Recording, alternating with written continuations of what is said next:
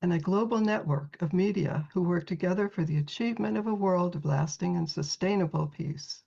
The International Media Association for Peace recognizes the vital role that journalists play in guarding against totalitarianism and supporting the expansion of freedom. IMAP represents a worldwide professional network of journalists who support a socially responsible and moral media to convey accurate content, address the challenges of our time based on the highest principles of ethical journalism, and understanding that universal values are key elements of a world of peace. Our webinar today is titled Lasting Peace Through Conflict Transformation, and our moderator today is Ray Lipowcan. Ray is the UPF Director for Western Pennsylvania. Welcome, Ray. Thank you, Jennifer, and welcome to everyone as well.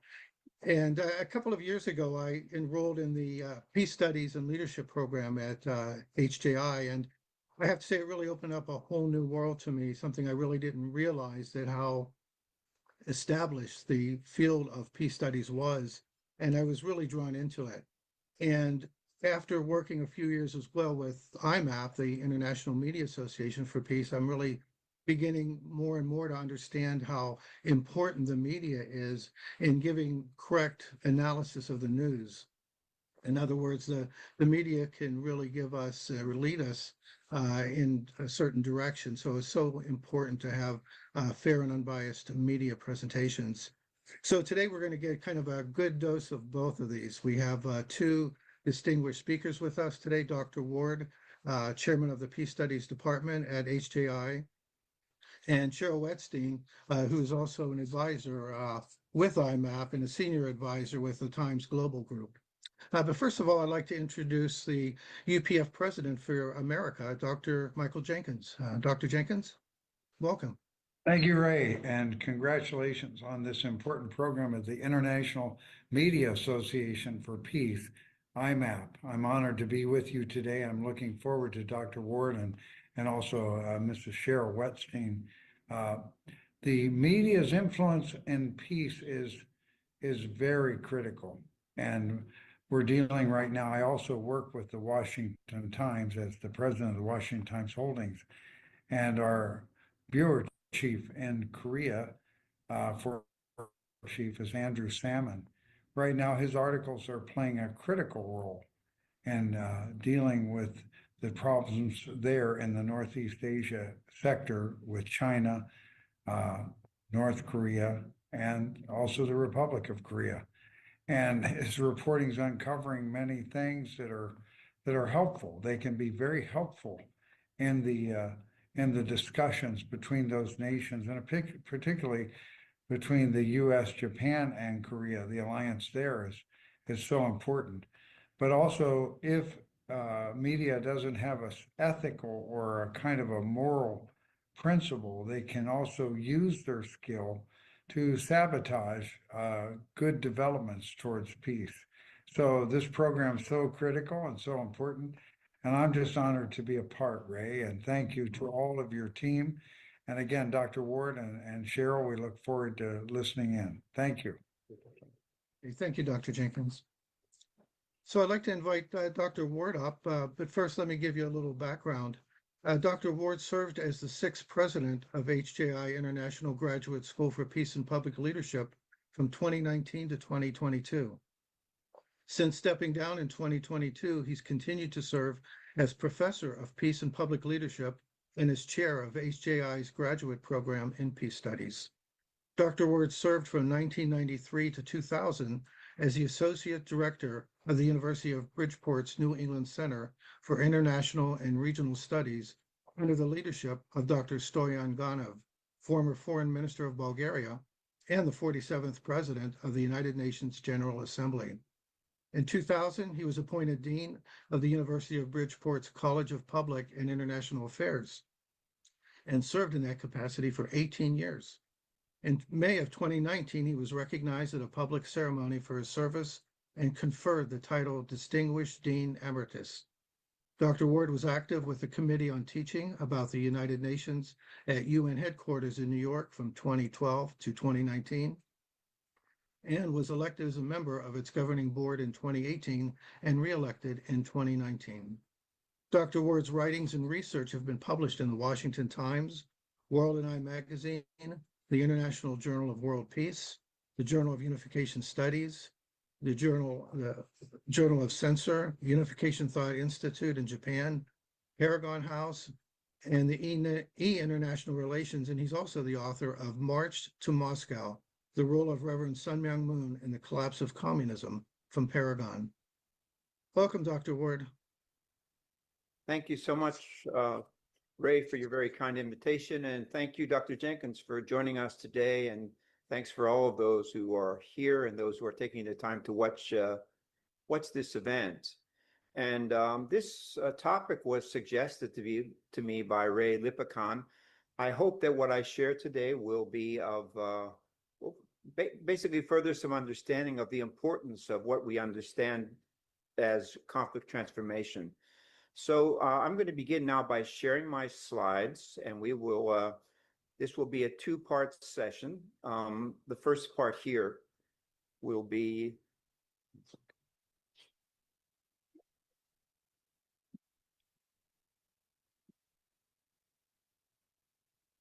Excuse me. So if we look at the history of peace studies as an academic discipline, certainly one of the key figures in the beginning of what we know as peace studies today was Immanuel Kant. And, in the 19th century already, he wrote a text entitled Perpetual Peace. And that talked about the way in which peace can be realized. He talked about two kinds of approaches. He talked about preliminary articles, which dealt with certain practices that those involved in conflict should respect if they wanted to be able to take the steps towards peace. I'm not going to go through those points today because we don't have time. But he also spoke finally about what he viewed as the three definitive articles for peace. And the first of those was that the civil constitution of each state shall be republican. And what he meant by that was that it should be based upon rule of law.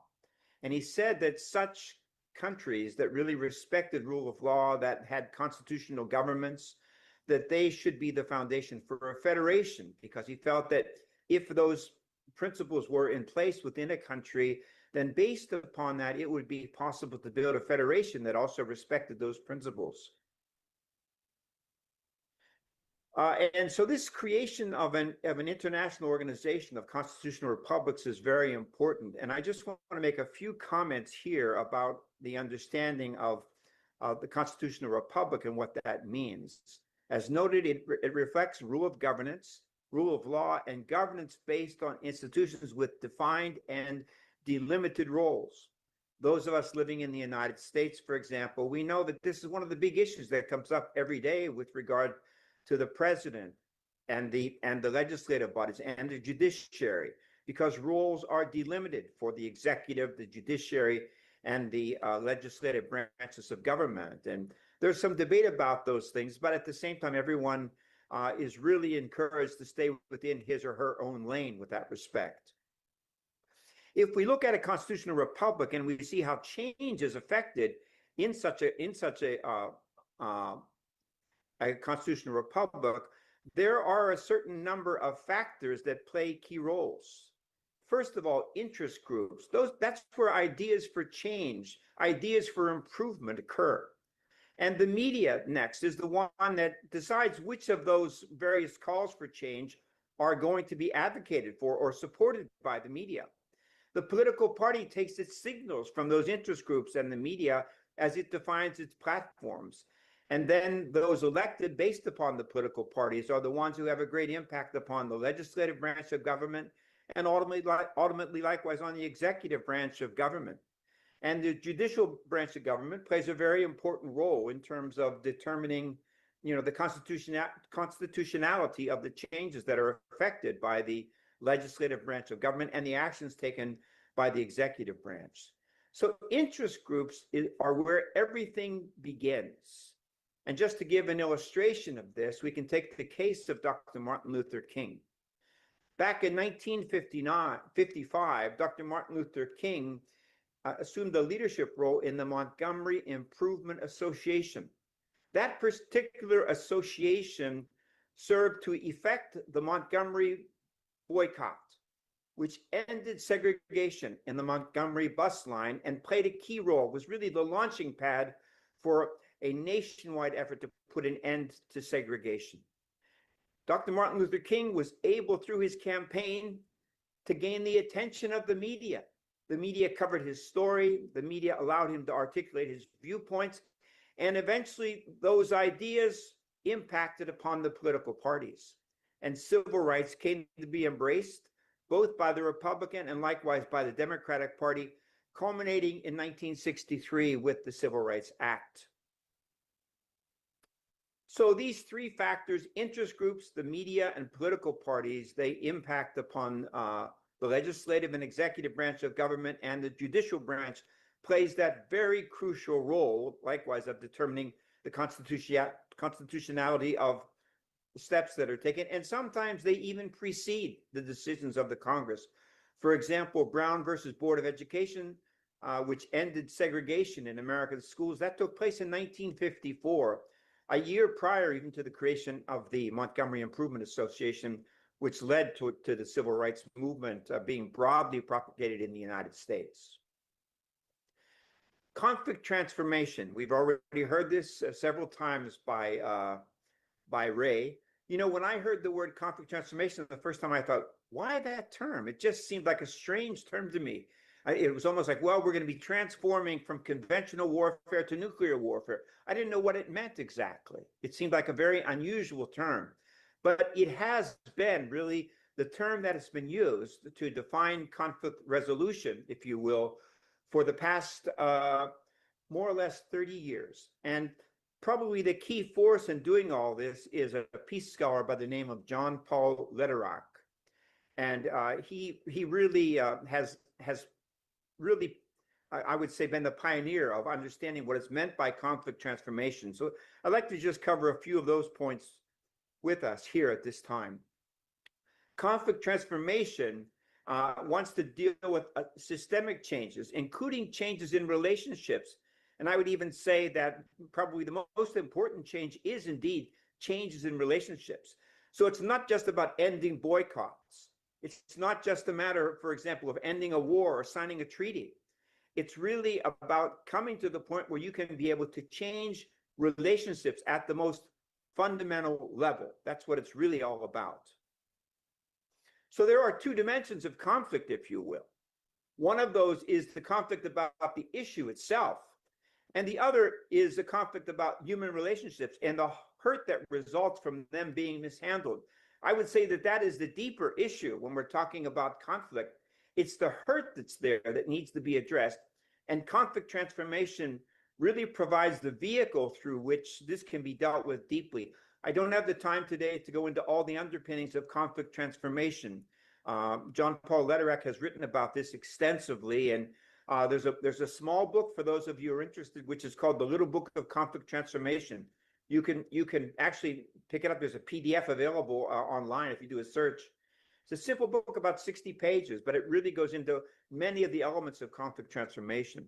But just to give an example of it, I can speak, for example, about Ray Lipowcan. And let's just say that Ray and I, we're speaking today. This is the 24th of June.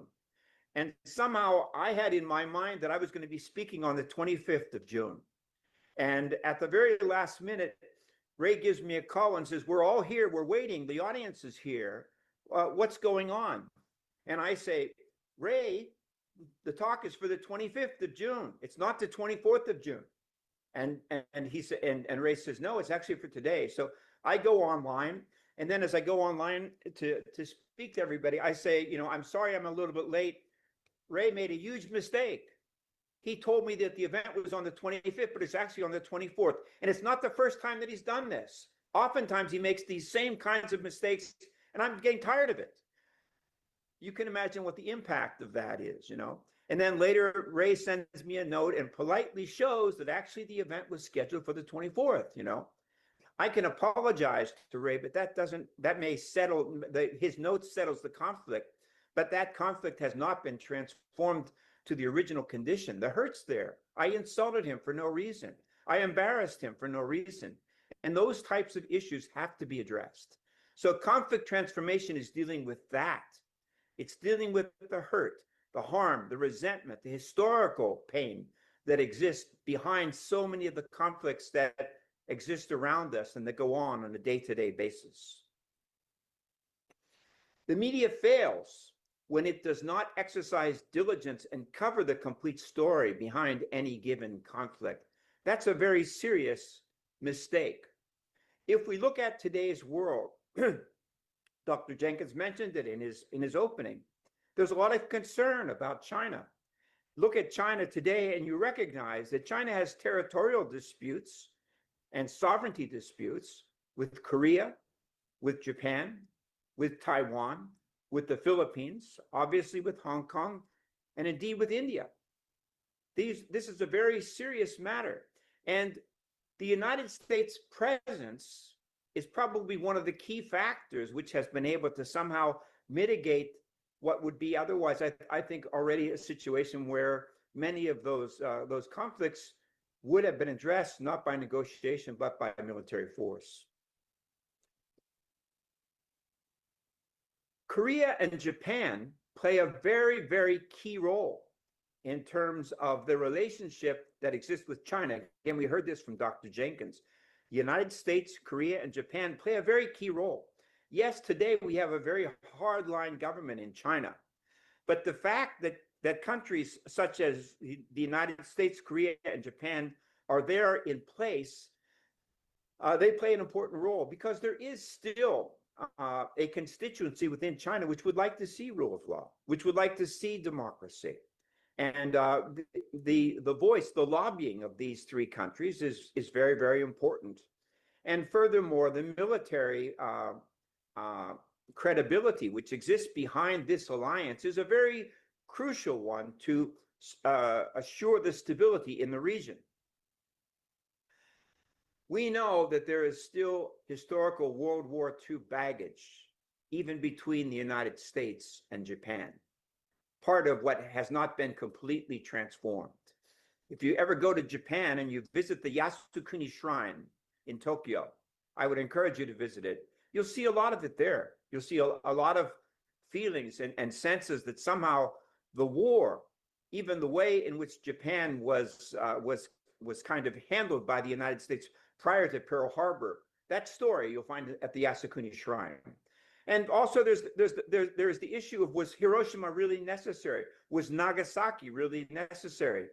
Those are issues which are still there, that the Japanese don't necessarily say so vocally, but obviously, given the memorial that they have every year, given the great importance that they attributed to President Obama's visit there a number of years back, many Japanese feel that could have been that way of kind of accelerating the conflict could have been avoided. There could have been other ways of doing that. They could have maybe just exploded the bomb somewhere in the ocean instead of doing what was done with all the costs, the life costs. Anyway, it's a debate. My point, quite simply, is conflict transformation can only fully be addressed when those issues begin to be healed as well. So even on the domestic side, there are issues that have to be dealt with in the case of U.S.-Japan relations. Not the least of which is the treatment of Americans of Japanese descent during the war. We know that in February of 1942, 120,000 Japanese were uprooted from their homes, and they were sent off into internment camps. Many of them were located like in places like California, but were sent as far away as Arkansas to spend that time, and in very, very trying conditions, if you will. That was through the Executive Order 9066 by Franklin Delano Roosevelt. So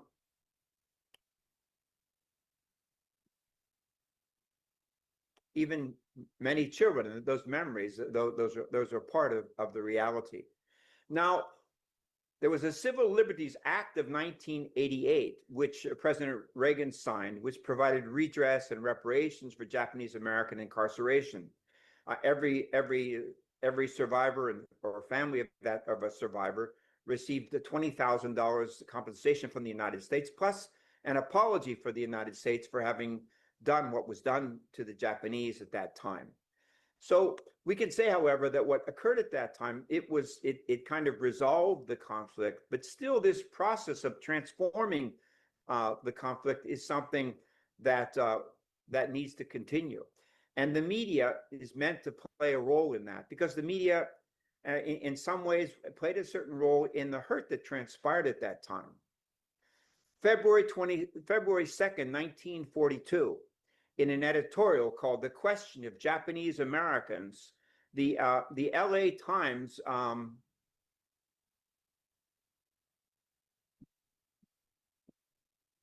took a rather controversial view, talking about Japanese Americans. I'll just read the latter part of this. It says,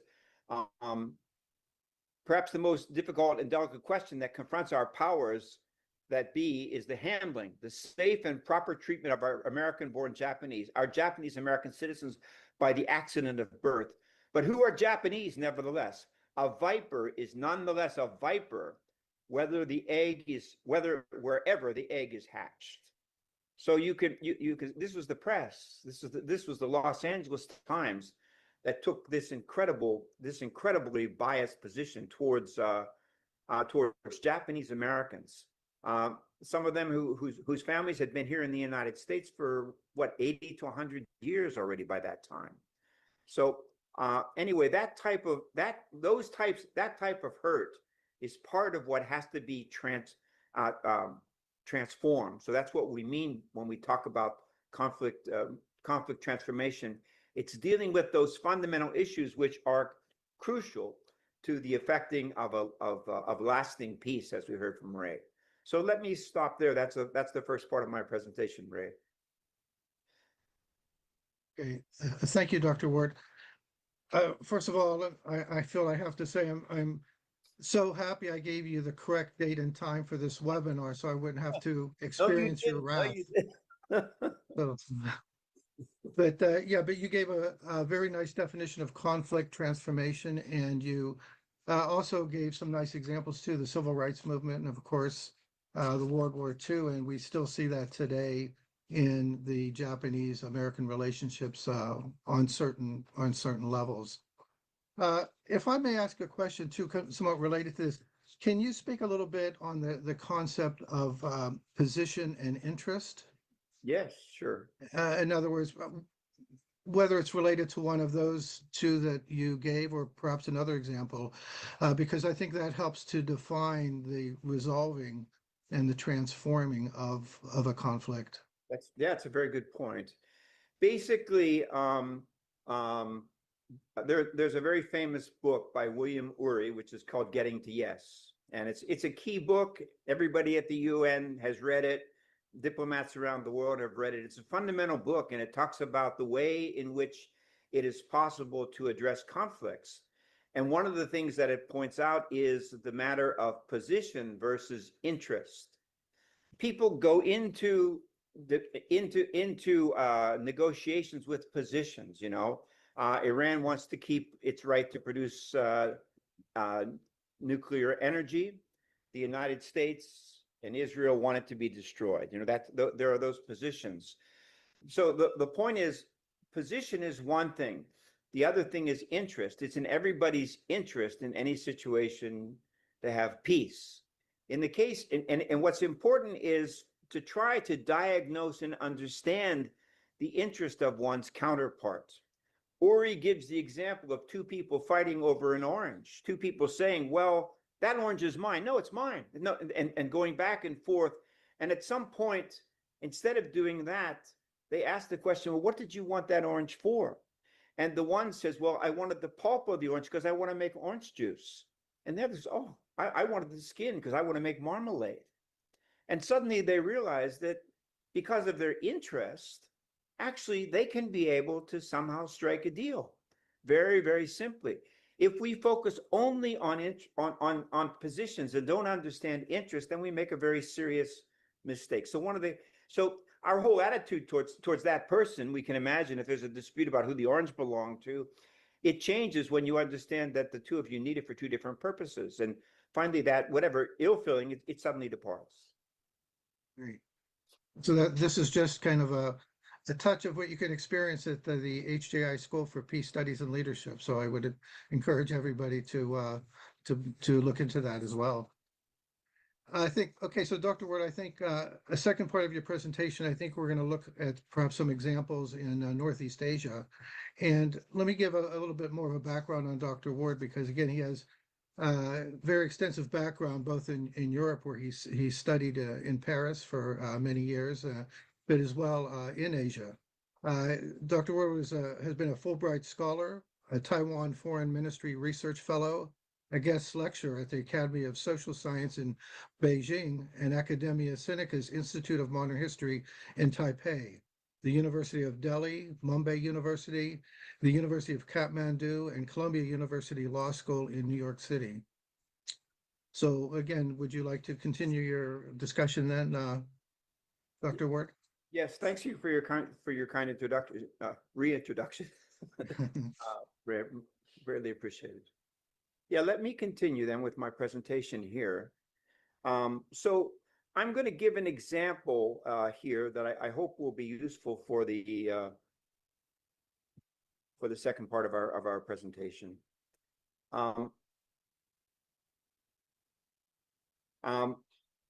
We recognize. I just want to say that local and local governments and the press may have damaged U.S.-Japan relations by its handling of a recent issue. So I want to focus upon that in the second part of my presentation. I apologize for the mistake with that particular slide. So anyway, the relationship as noted amongst Korea, Japan, and the United States is very crucial. But those who've studied about this part of the world know that Korea-Japan relations have not been transformed since World War II. They may have resolved some things on paper, but both sides harbor certain types of feelings towards each other. And the press can fuel or it can help to mitigate this very significant conflict. The press provides a certain leverage. We talk in conflict resolution about leverage. If the press takes a certain side, it makes a very big impact on how a conflict proceeds. So one of the big issues that I'd like to give as an example today, and it's an area where I've done quite a bit of research together with my colleague, Professor William Lay, relates to the comfort woman issue. It involves the tragedy during World War II of literally tens and tens of thousands of women who were forced into a comfort woman system during World War II. In other words, they were forced into prostitution by a decree of the Japanese Ministry of Defense. Now, I know there's a lot of debate about whether this actually happened and how the women were gathered and all those things.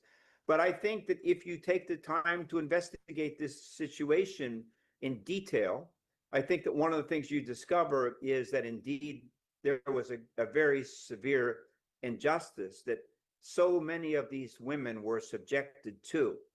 And no matter how much someone tries to dismiss that or put it aside, there are an overwhelming number of testimonies.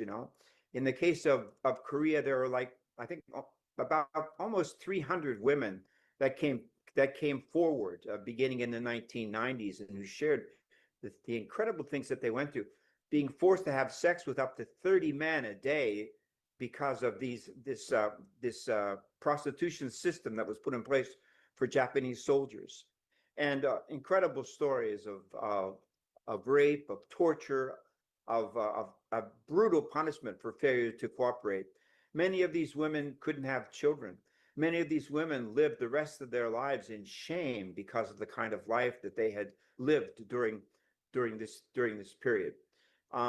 Myself and Professor Lay, we wrote this book called Park Statue Politics, which deals with the issue of the comfort women themselves, the things that they went through, but also it looks at the politics of the comfort women issue, particularly as it relates to the United States. In 1991, Kim Hak-sun became the first woman. Can you imagine this? World War II ended in 1945. And it was 46 years later, really, where for the first time Kim Hak-sun stepped forward and she said, I was a comfort woman. Then, as I said, there were scores of women that followed and likewise said the same. There were legal challenges, therefore, lawsuits, and the call for the imprisonment of the Japanese military officials. It went all the way up to President Nakasone, who had played roles in the establishment of the comfort women, Prime Minister Nakasone, in the establishment of the comfort women system. But these legal challenges, they took years, but finally it all failed. And then they took their case to the United States in 2004. But soon after, when the cases were reviewed in the United States, they were also dismissed. And when those two options did not work, they had only one thing that they could continue to rely upon, and that was trying to awaken the court of public opinion to what had happened to these women. And probably one of the most significant ways was, for decades, they conducted demonstrations in Seoul, Korea, in front of the Japanese embassy, calling out for the Japanese government to recognize its responsibility for the creation of the comfort women system and its responsibility to compensate the victims of the comfort women system. Literally thousands and thousands gathered every week on Monday before that embassy. And finally, in 2011, on the occasion of the 1,000th such demonstration, they erected a statue to the comfort woman. And that changed everything. A statue that was placed right in front of the Japanese embassy in Seoul. It was a deep embarrassment for Japan. They made a variety of protests because of this, but to no avail. Finally, the statue remained there. Finally, the statue indeed did remain there. And they've made a thing of this statue, and even they dress it up in the winter so that it's warm. I mean, there's a whole treatment of this, and it's multiplied incredibly. I think there are more than 30 comfort women statues in various cities and venues across South Korea. There are comfort women statues in many different places. However, it might surprise you to know that the first monument to the comfort women was set up in 2010 in Palisades Park, New Jersey. And this caused a huge controversy immediately as well. The Japanese ambassador went to Palisades Park and spoke before the city council, deeply concerned and embarrassed by the fact that this monument had been established. But it was not going to be moving. It stayed there. As a matter of fact, there are now 5 comfort women statues in cities in New Jersey alone, Union City, Teaneck, New Jersey, sorry, I don't remember, Hudson, there's in 5 different cities in New Jersey. And across the United States, there are 15 monuments which deplore the circumstances that the comfort women went through. Those monuments were set up by city councils, and they were, without exception, they received great support from the press in each of those venues. I'm going to just give one example of press support as we move along here. But the most significant, probably, of any of those monuments was the one that was established in 2014 in Glendale, California. And it really invited the question, should the comfort woman narrative in Korea be the same in the United States? In other words, what might appear on an inscription of one of these statues in Korea, should we have the same kind of inscription on a statue like that in the United States, given that this is the United States? Those statues were set up with the approval of city councils in the United States, and they were set up often with support of the local press and sometimes even by national press. Did the press fulfill its responsibility in investigating and informing the American people about the issues that needed to be taken into account in any American expression of support for the victims of the comfort women system vis-a-vis Japan? I would say no. And the sample case I'd like to give is the wording on the Glendale, California Comfort Women Statue Monument.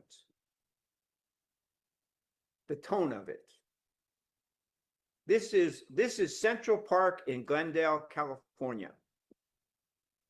And there's this monument to the comfort women there in that park. There's an inscription there. And if you look at the very top line of that inscription, which is in a larger font than the rest of the inscription, it reads, "I was a sex slave of Japanese military." So that's the first thing that you see when you walk through that park if you start to read that inscription. And it's bigger, as I said, than the rest of that inscription. It's abrasive. It's not only abrasive, but it reflects a very strange standard. In the United States, we know that we had slavery. How do we memorialize slavery in the United States? Well, we can set up a monument to Sojourner Truth, and there are many monuments to Sojourner Truth across the United States. We can set up a monument to Harriet Tubman and for her the important role that she played in the Underground Railroad. We can set up a monument, and there are many monuments to Frederick Douglass for the way in which he was so outspoken and so eloquent in his denunciation of slavery in America. However, in the United States, there's no widely known statue that simply states white people did this. There's no statue in the United States that says I was a slave of white people. And yet we allowed this to appear. A city council, Glendale City Council, suburb of Los Angeles, allowed this to appear. And the press supported it. When the City Council of Glendale and the Los Angeles Times, I'll show an article a little bit later, supported this, they dismissed past history. The way in which the Japanese were mistreated in America during the period surrounding World War II. We have to consider, if we're talking about the press in the United States, the actors who were involved in this conflict and the victims of this conflict. Glendale, California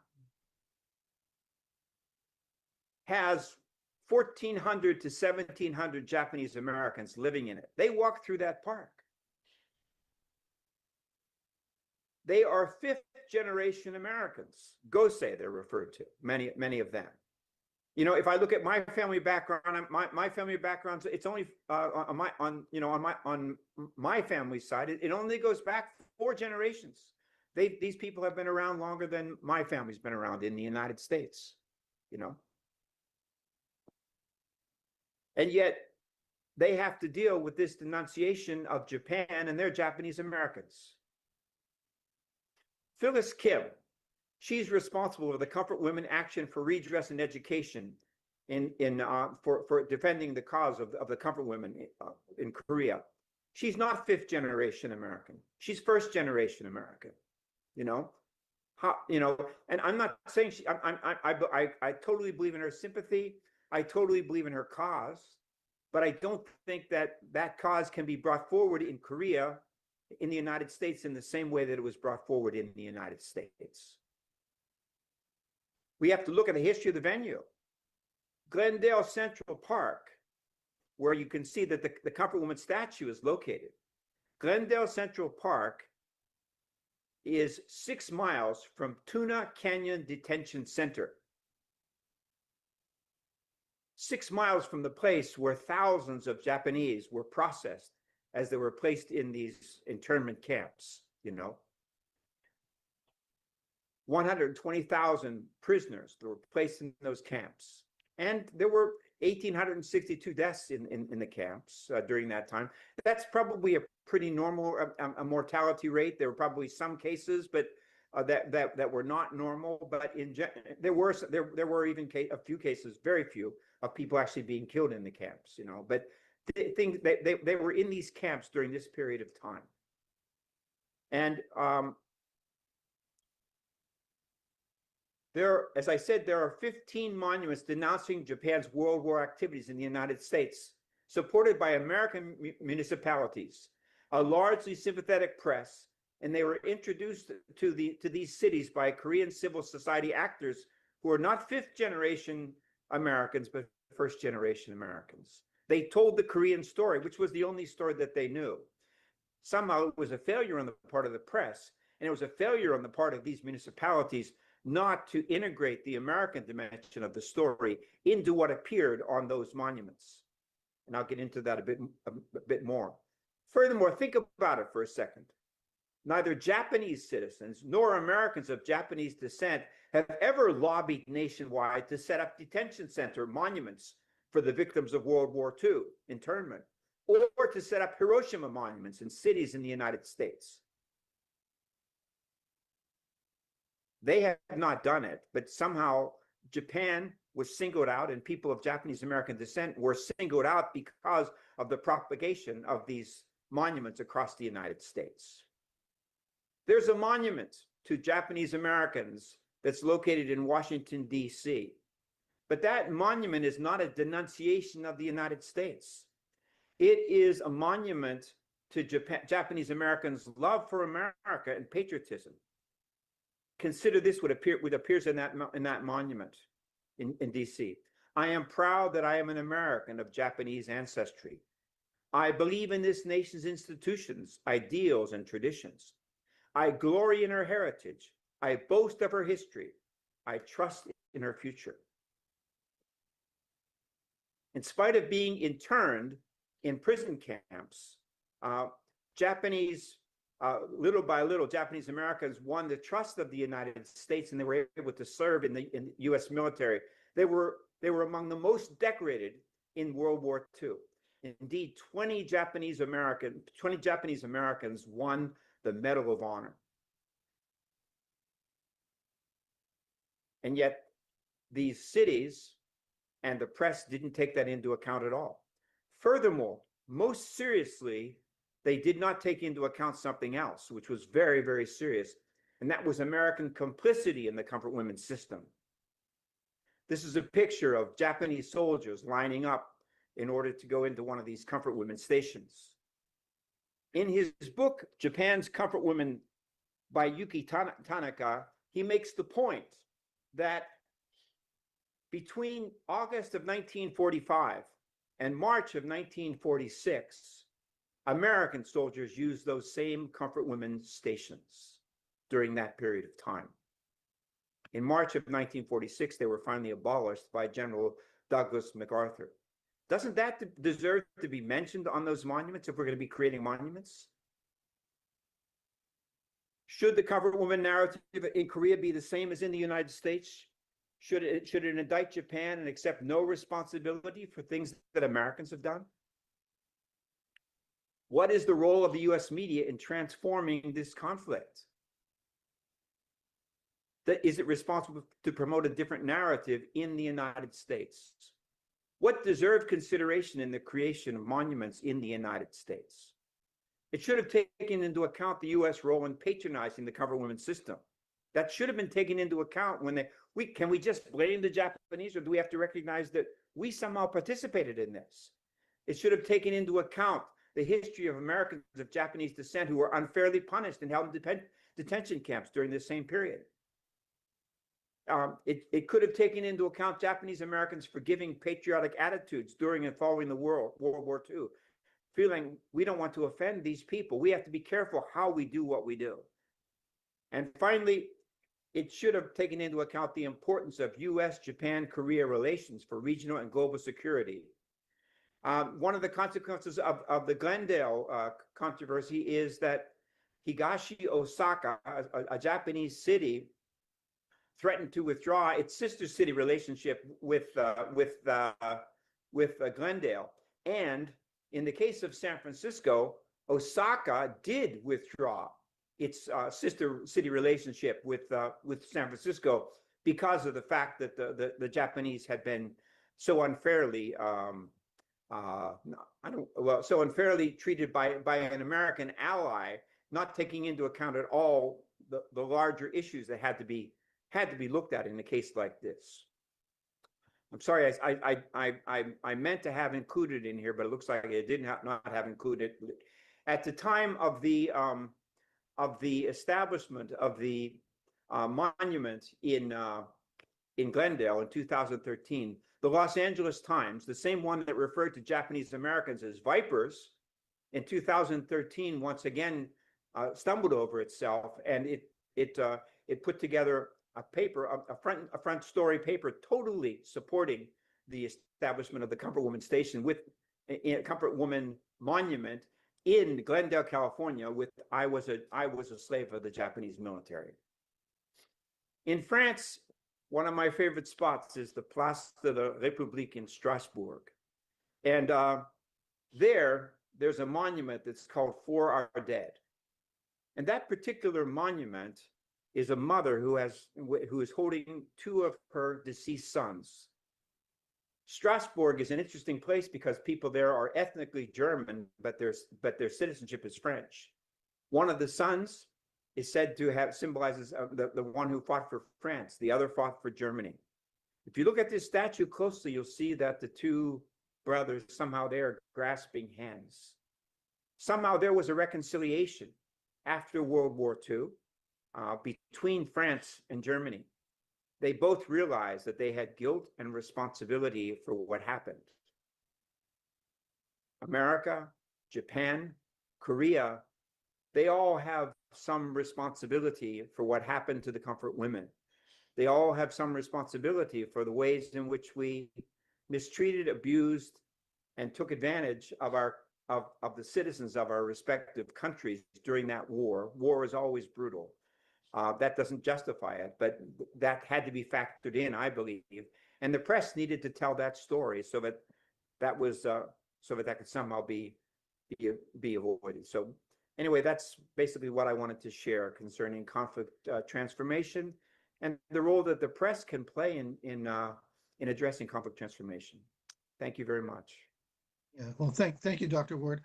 Yeah, that was definitely I would say an unbiased perspective. You gave all accounts, and you used the phrase court of public opinion, which the media is, and I have to say, as well as your book, Park Statue Politics, was a good contribution to a better understanding of this situation as well.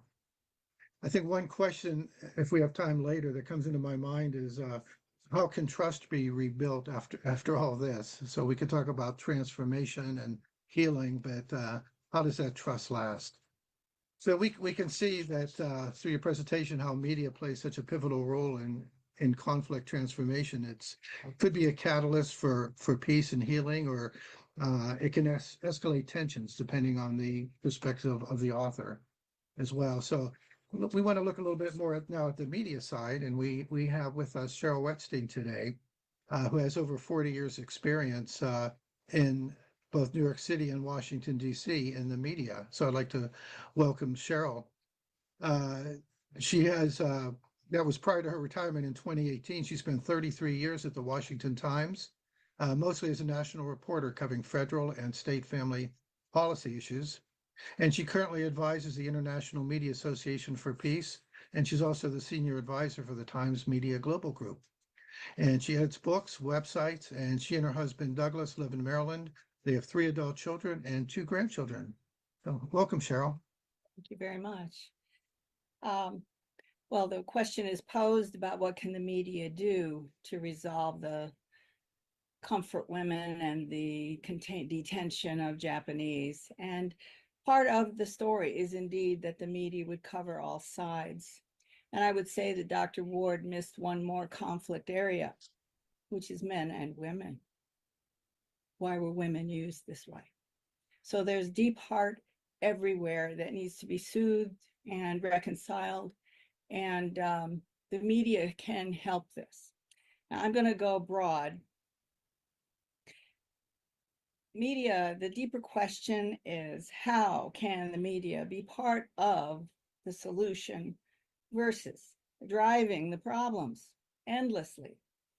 I have 3 points to make.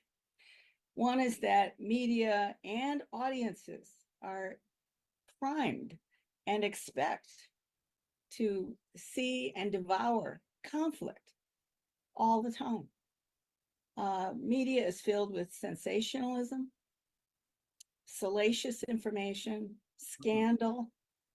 A real New York Post headline was "Headless Body Found in Topless Bar."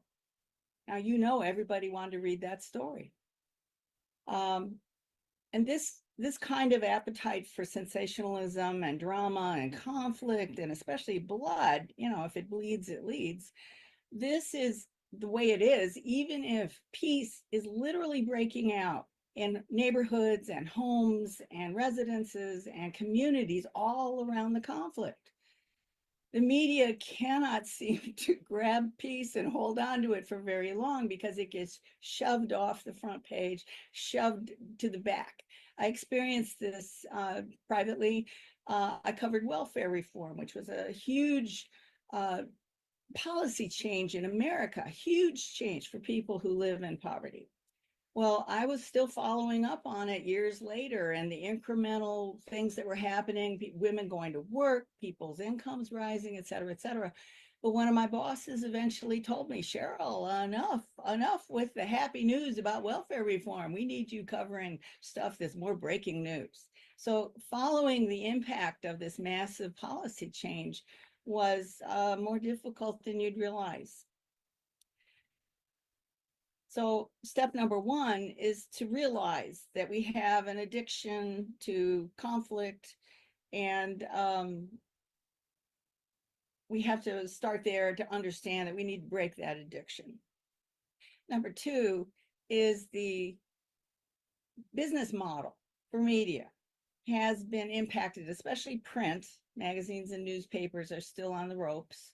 But the advertising, no advertising, the streaming services, I mean, our media is in constant flux, and it's all about making money. These are businesses. We don't have government run media. So everybody has to figure out how to make their money and pay their staff so that you can get professional journalism.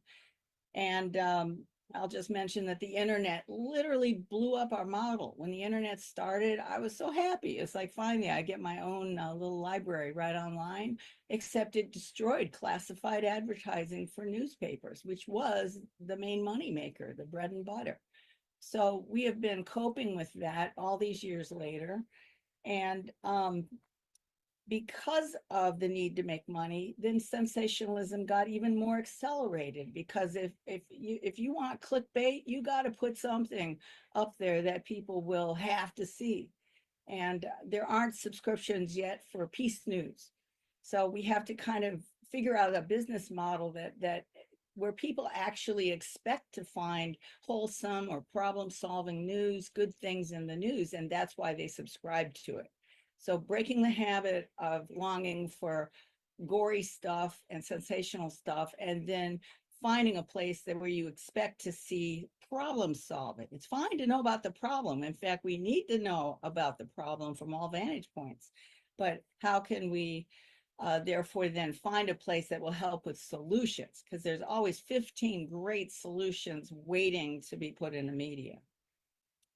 And my third point is about goes to the last point about expecting the media to become a reliable source for peacemaking. Now, this is lofty. I promise you, this is not the norm. There is something called peace journalism, but it really is more, you know, we got to win the revolution kind of stuff. But to have the media, which is cratered in its credibility right now. So as it rebuilds, if it could be known as a reliable source for conflict resolution, for peace, for practical problem solving, that would change it. There'll be some resistance. I picked up something from a University of Baltimore article about peace journalism, and it mentions how journalists definitely do not currently see themselves as mediators or peacemakers, because they say creating peace is not our job. That's not our role. But then the same author makes the point that good journalism, contributes to conflict resolution, because now you're finally understanding the whole story and you can begin to craft solutions. At the end here, 2 more points. The Universal Peace Federation is the creator of IMAP, the International Association for Media Peace. And UPF was founded by the Reverend Sun Myung Moon and his wife, Dr. Hak Jahan. They talked to media. They made newspapers. They themselves had horrific media, by the way, but they wanted to raise the bar and really call for honorable, responsible, and ethical media. And this is an excerpt from one of Reverend Moon's talks when he met with journalists at the World Media Association events. Talking to journalists, he says, journalists are specialists in your field, but before that, you are all God's children. You are all champions of peace, specially called by God to help bring a new ethical standard into the world. And in this time when the entire world and all of humanity is advancing toward the ultimate true world of peace, the media must understand that it is called by God to an important mission in helping to realize this world of peace. That's pretty inspiring and lofty content. So building on that, when IMAP was founded about 5 years ago, we created a resolution for the thousands and thousands of journalists from around the world who joined IMAP. And this resolution says that recognizing that humanity seeks to live in a peaceful world where universally shared values lead to mutual cooperation, and acknowledge the power of the media to defend freedom, to oppose tyranny, and to preserve God-given human rights and dignity. IMAP stands for self-governing, morally responsible media that also is accurate, uses clear sources, is fair, especially because you include the opposite viewpoints, removes personal bias from news articles. And here's the last 2 points. Avoiding content that is degrading, what a change that would be, and practicing respect for the dignity of our audiences. There is hope for the media to turn around. I don't know which generation is going to take the bull by the horns, but I'll tell you, it's time to take the swords and turn them into plowshares. Thank you very much. Yeah, thank you so much, Cheryl, for your comments. Yeah, you couple of the problems you mentioned, the breaking the addiction to the conflict kind of journalism that people want, that sensationalism, and the media's need to make money. So that's they're really facing that today.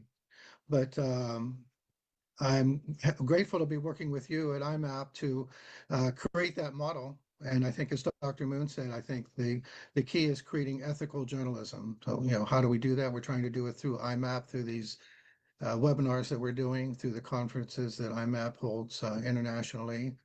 And I think we're making progress, and I think we'll continue to do so, making and finding allies who do promote ethical journalism. So I'm sorry, we are kind of running out of time at this time. If I can ask Dr. Ward to come back on the screen, and so much thank you, Dr. Ward, for joining us and your presentations. And if you can just give a concluding comment for us. Well, I'm so glad that I could share this forum with Cheryl. She's certainly been a person who has, I think, has done so much to really try to shift American culture and kind of to remind us of the things that need to be appreciated, that have been forgotten and have been dismissed and have caused irrevocable damage in our country. So yeah, thank you, Cheryl, for really carrying the banner for so many decades. I mean, we all owe a debt of gratitude to you for your amazing service and efforts that you've made over all this time. I totally agree about the issue of treatment of men by women. One of the most tragic dimensions, if you ask me, of the comfort women controversy is the defense that what are so the Japanese denialists, people who say, "Oh, none of this ever happened." Their way of handling this is to say, "Oh, they were well paid, everything was up on was on board, everything was fine," but and you really will say, "Well, why does that make it right? Why would that make it right? Why are you defending it based upon that, you know?" So yeah, anyway, thank you for pointing that out, Cheryl. I appreciate that. And to close, Ray, how do we move forward with this, particularly in the case of Japan, America, US relations? I think the America has to take the lead. The book that Professor Lay and I wrote, what it really talks about is, look, okay, Japan, you're saying it didn't happen. We're saying it did happen. We're saying we have some guilt in allowing this system to be set up. We're kind of really ready to go to the front, but we hope you can come forward too, and we hope also Koreans can recognize the role that they played in this, because they played a severe role in terms of gathering these women and misrepresenting what was going to happen to them. You know, so there is a way to bring this all together, and I think America should be the one who's in the lead in this. And so that's why I think we have to rethink all these things that have happened the last few years, where politicians, in order to just get ahead, have not really dealt with the reality of history, the reality of what this country has done in the past towards Japanese Americans, towards Asians in general. And this could be a chance to start anew. This could be a chance, I think, hopefully, to begin the process of healing. And the U.S. plays a very important role in that by taking responsibility rather than pointing the finger at Japan. Yes, responsibility. I like that word. Thank you, Dr. Ward. Cheryl, any final thoughts? Yes, that editors, publishers, broadcasters, making room for conflict resolution and building a following. It starts small, but if you have columnists, you have commentators, you have special in the news mix, this is conflict resolution time, then the programs and the issues that people like Dr. Ward can bring up and hold events around. Now you have, it's like you're setting up the information that the journalists can use to do their own reporting and build it. But the point is you build the expectation that there are solutions that the media is going to bring to me. And it's thanks to the work that Dr. Ward and others who are interested in conflict resolution, you bring it to the forefront. And you're not just another event that is one of 20 on a day, but you become to the number one. We have to have a peace story today, a conflict resolution story. I would say that peace is not fragile. It may take some careful steps to get there, but when you have peace and you fortify it every single day, it becomes very strong. And frankly, peace is freedom. That's what we want. Thank you. Thank you, Cheryl, and thank you to both of you, and thank you to our viewers who joined us today. And just so you know, our website, us.upf.org, has all the recordings of all of our, not just IMAP, but all the associations of UPF on our site there. So you can always watch this later as well. And I'd just like to read something in summary. I think it sums up our program today. Media is a powerful actor in conflict transformation. When guided by principles of accuracy, fairness, and peace, it can help shift societies from violence to dialogue, from division to unity. However, when misused, it can deepen divides. Media practitioners, therefore, carry both a great responsibility and opportunity in shaping a peaceful future. So I hope you enjoyed this program today, and I hope it is, again, a little bit of a contribution to lasting peace. So thank you so much.